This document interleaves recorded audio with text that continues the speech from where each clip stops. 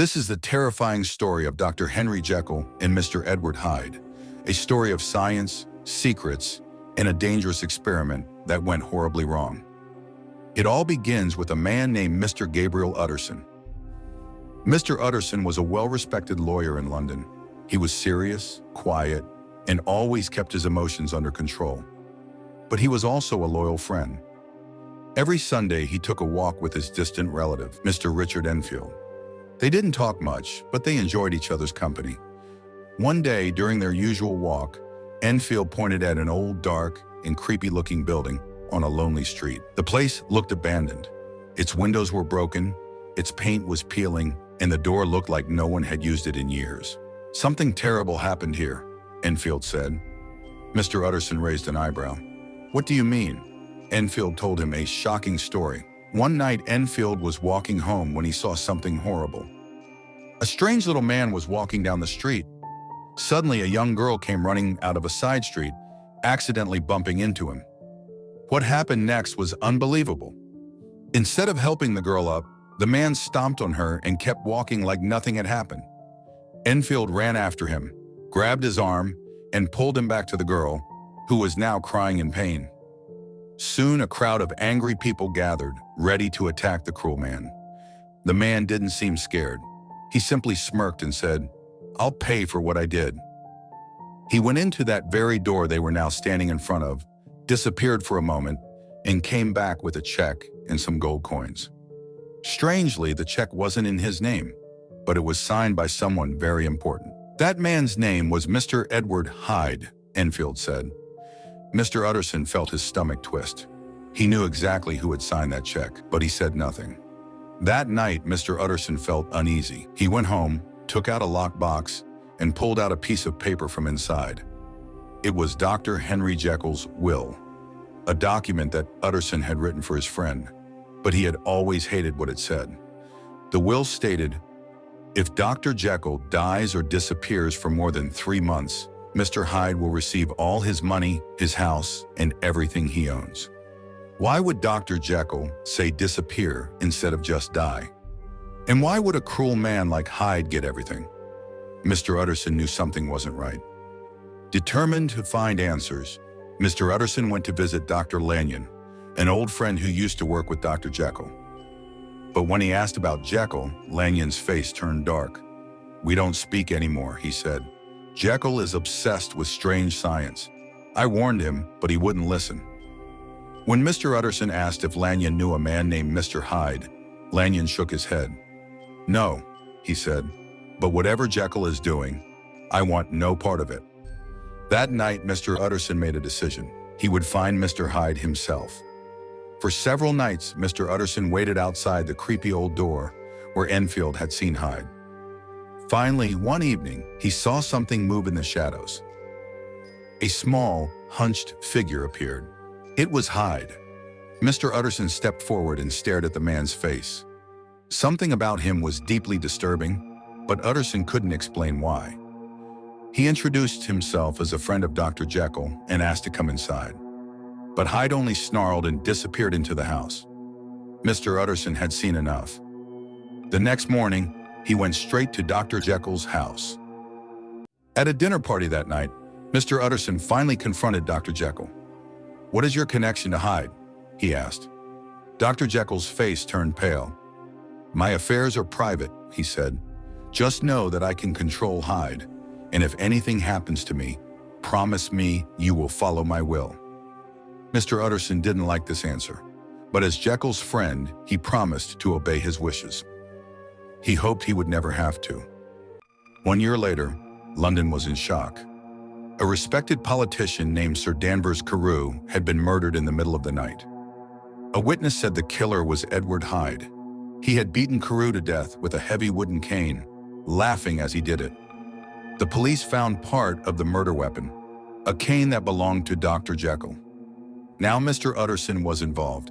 Since he knew the victim, the police asked for his help. He led them to Hyde's house in Soho. But the place was empty. Hyde had run away.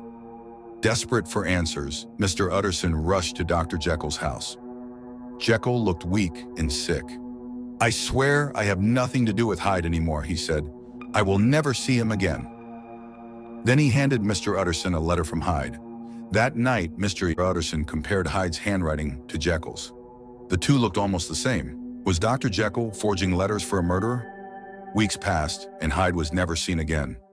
Dr. Jekyll seemed happier. He came out of his house, reconnected with friends, and even attended public events.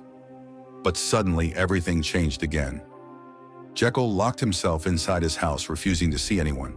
Worried, Mr. Utterson visited Dr. Lanyon. But Lanyon had also changed. His hair had turned white, his body was frail, and he looked haunted.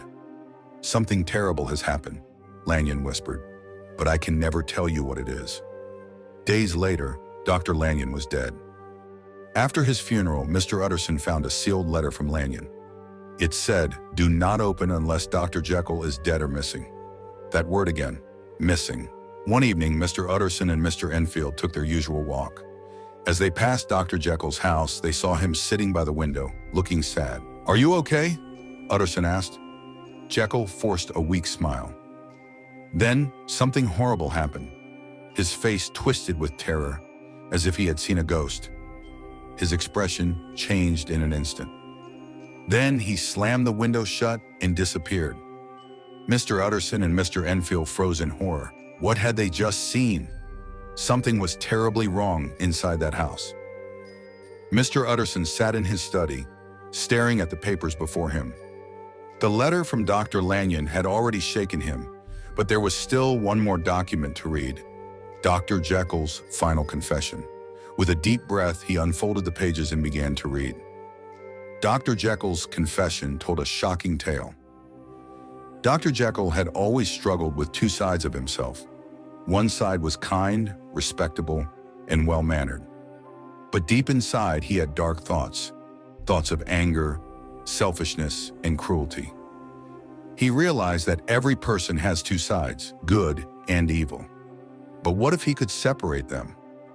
As a scientist, he believed it was possible. He worked day and night in his laboratory, mixing chemicals, testing formulas, and experimenting on himself. Finally, after many failed attempts, he created a special potion. The first time he drank it, a terrible pain shot through his body. His bones twisted, his muscles shrank, and his face changed. When he looked in the mirror, he saw someone new, an ugly, deformed man with a wicked grin. This was Edward Hyde, the embodiment of Jekyll's dark side. At first, Jekyll was terrified, but soon he realized something strange. When he was Hyde, he felt free. He could do anything without feeling guilty. He could be cruel, selfish, and violent, and no one would know it was him. To make things easier, he set up a second life for Hyde. He bought a house in Soho and even made a will that would transfer all his wealth to Hyde in case he ever disappeared. He told his servants to follow Hyde's orders and gave them no explanation. At first, Jekyll only became Hyde when he wanted to, but soon the temptation was too strong. He started taking the potion more often, allowing Hyde to roam the streets of London at night. One day, something terrible happened. Jekyll woke up feeling strange. He rushed to the mirror, and to his horror, he was Hyde. He hadn't taken the potion, yet he had transformed overnight. This meant that his dark side was growing stronger. It no longer needed the potion to take control. Jekyll panicked and vowed never to become Hyde again. He destroyed the key to Hyde's house, stopped taking the potion, and tried to live a good life. For a while it worked. He hosted dinner parties, helped the poor, and spent time with his friends. But deep inside, Hyde was still there waiting. One night, after weeks of being good, Jekyll's dark urges returned. He convinced himself that one more time wouldn't hurt. He drank the potion, and Hyde returned. But this time, Hyde was angrier, crueler, and more violent than ever. He roamed the streets of London and came across an old man, Sir Danvers Carew, a respected politician. For no reason at all, Hyde snapped. He grabbed a walking cane and beat Sir Danvers to death. The moment it was over, Hyde realized what he had done. He was now a murderer. He ran back to Jekyll's house, swallowed the potion, and changed back. But it was too late. The crime had drawn too much attention. His face was now known to the police. Jekyll knew Hyde could never return. He burned Hyde's papers, destroyed his house, and vowed to be good forever. For a while, he succeeded. But then, something terrifying happened. One morning, while sitting in the park, Jekyll suddenly transformed into Hyde, without the potion. Panic filled him. He was in broad daylight, in public, and a wanted man. If anyone recognized him, he'd be arrested immediately. He ran to an inn and wrote desperate letters to his servants and Dr. Lanyon. He needed the potion, or he would be trapped as Hyde forever. Lanyon, though suspicious, followed Jekyll's instructions and retrieved the potion from his lab. That night, Hyde visited Lanyon's house, desperate for the mixture. Lanyon watched in horror as Hyde drank the potion and transformed back into Jekyll. It was too much for Lanyon to handle. The sight of a man changing forms before his eyes shattered his mind. He knew he would never recover. A few weeks later, he was dead. Jekyll, horrified by Lanyon's death, swore never to take the potion again, but Hyde had other plans. Each day, the transformations happened more frequently and without warning. Jekyll barely had control anymore. Worse, the supply of the potion was running out. He sent his servants to buy more chemicals, but none of them worked. He soon realized why. The original batch had an unknown impurity, something that could never be recreated. Without the potion, Hyde would take over forever. With his last dose of the potion, Jekyll wrote his final confession. He knew there was no way out. Soon, Hyde would take control for good, and Jekyll, the good man, would cease to exist. He wrote that if Mr. Utterson was reading this, it meant he had already disappeared. He begged his friend to remember him not as the monster he became, but as the man he once was. And with that, Dr. Jekyll took his last sip of the potion. Mr. Utterson finished reading the confession and sat in silence. Everything made sense now. The strange behavior, the will, the murder, and Dr. Lanyon's mysterious illness. Dr. Jekyll and Mr. Hyde were the same person all along. By the time Utterson returned to the laboratory, the servants were waiting. Hyde's body lay lifeless on the floor, but Jekyll was nowhere to be found. Because, in truth, Jekyll had died long before Hyde took his final breath. The case of Dr. Jekyll and Mr. Hyde was over. But one question remained. Do we all have a Mr. Hyde inside us? Thank you for watching. Don't forget to subscribe so you never miss a new story.